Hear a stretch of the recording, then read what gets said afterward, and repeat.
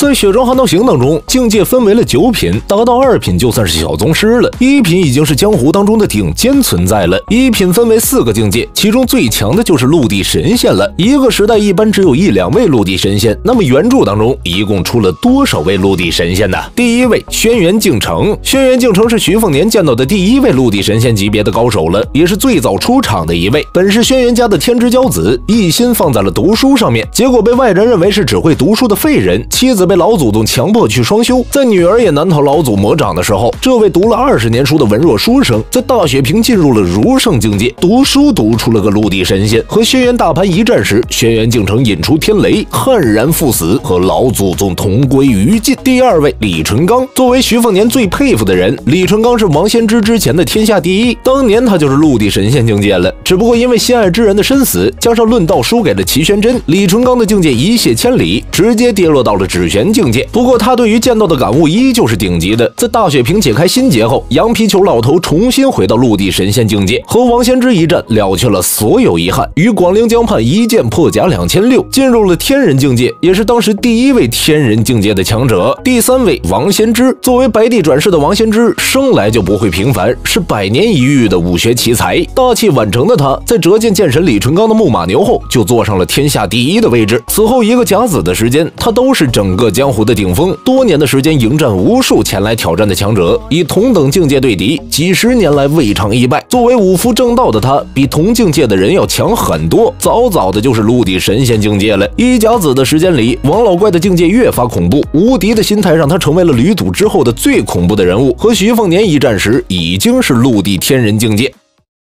那你武功有多高？差不多这么高。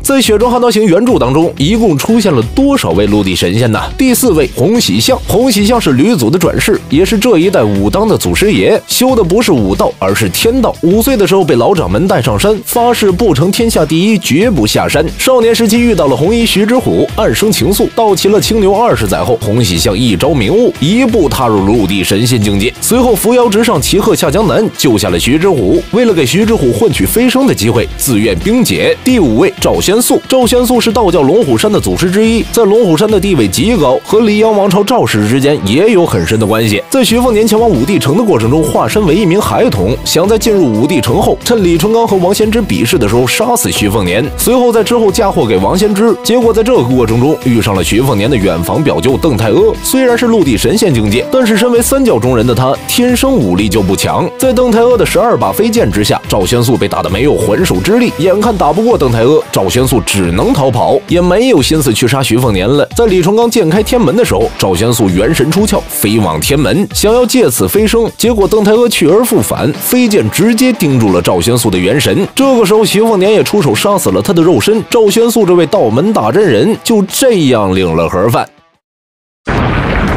天地重立，